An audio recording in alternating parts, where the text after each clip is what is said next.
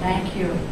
Bobby, okay, Gary, congratulations on your election yesterday. That's fabulous, great.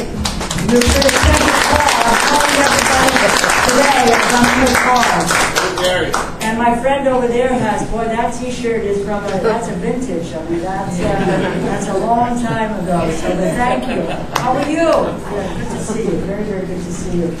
Let me just say, Agnes, wonderful introduction, so kind. But I want to just say that, boy, you have been a role model for so many of us over the years. Your energy, your enthusiasm, your activism.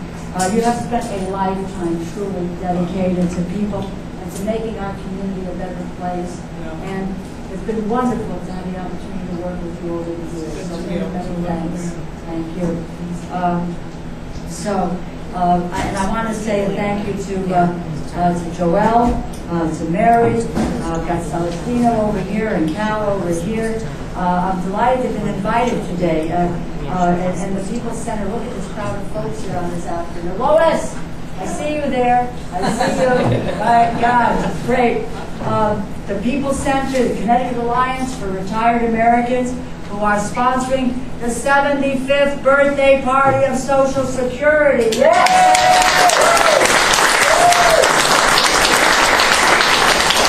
I'm going to suggest, and I suggested it to Jen, who was in the car with me when we were coming in from West Haven. I think in September we ought to have Social Security birthday parties all over the 3rd Congressional District. And I want to work with you and get those planned and so forth so that we do this everyone. People should continue to be reminded of how precious Social Security is and what it means to people. So, many of our defining public policies have been shaped by the values. And those values are opportunity and responsibility, community, a recognition of our obligations to one another. And that includes Medicaid, Head Start, Child Tax Credit, the GI Bill, the comprehensive health care law we passed last March, just to name a few.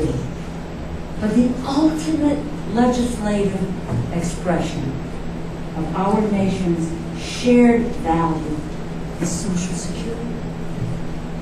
For 7.5 decades now, it has tied generation to generation.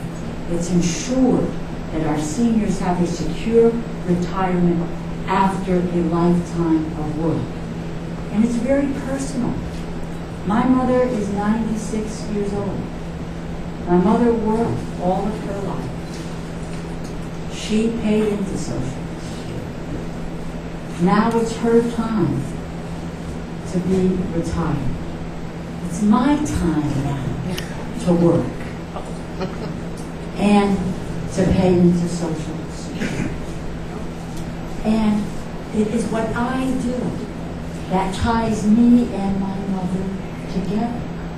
That is what the brilliance of Social Security was all about. My kids, who will be working and paying into Social Security, that will make it easier for me when I move forward for Social Security. The brilliance, the genius of the system that tied one generation to another. And that's what we have to preserve. It is, I'm born Italian and born Catholic as well. Maybe some folks know this who don't know, but Pope Leo XIII, he didn't call it Social Security. In the 1890s, he said, we need to have some sort of a system that takes care of people in their older years. So this concept has been around for a very, very long time. Its guiding vision was reflected in FDR's words to the Congress in 1934 when he said, and I quote, "We are compelled to employ the active interest of the nation as a whole through government in order to encourage a greater security for each individual who composes it." For Franklin Roosevelt, Social Security was a way to promote and to maintain our shared values by rewarding work and ensuring a decent retirement for those who have worked a lifetime, and by depending on and encouraging younger generations to take responsibility as well. Social Security reinforced the idea that in America we do not leave every man and woman to fend for himself or herself, that we do not tolerate the impoverishment of our senior population. Those are our nation's values. They are perpetuated by the very construct of the Social Security program. And with the first Social Security check issued, poverty among the elderly began to drop. In the 1950s, more than 30% of elderly Americans lived out their last years in poverty. Yes, today, that figure is about 10%, with 2 out of every 3 seniors today relying on Social Security as the prime source of their monthly income, including 3/4 of all elderly women. And Social Security is not just for people like our parents and our grandparents. 1/3 of the 47 million people who rely on the program are disabled, widows, and children. All told, that is 47 million people, parents, grandparents, widows, and children who do not have to rely solely on their families for financial support because they have the help of Social Security. We allow people respect and dignity. Respect and dignity. For women who still on average earn less in our workforce today, and that's another problem that I'm working on, Social Security is a blessing. Women comprise nearly 60% of all seniors on Social Security, a majority of whom would be living in poverty without it. More than half of all women receiving benefits do so as a spouse of a retired worker.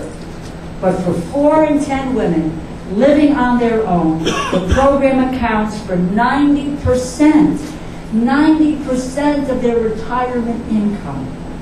So essentially, Social Security functions not only as a safety net for older Americans, but in a way for the rest of us, a kind of a family insurance, guaranteeing that we can live our own lives, raise our own children, confident that our parents and our loved ones have something to rely on and they can live independently of us.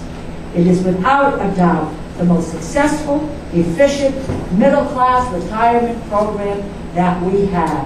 A, quote, national achievement that we can be proud of as individuals and as members of a good and of a decent society. And despite this program's success, we still hear calls that the program is in crisis and it must be altered. They call and are calling for it today, make no mistake about it. They call for privatizing Social Security. What would it have been when they were crying about that several years ago if we had moved in that direction, given what has happened on Wall Street today? What would have happened? Who said wiped out? I did. Wiped out. Wiped out. And again, I'm not making this up. You are all very smart, intelligent people who are reading and listening. The latest plan from a colleague of mine whose name is Paul Ryan from Wisconsin. So let's move to privatize Social Security. And let's turn Medicare into a voucher program.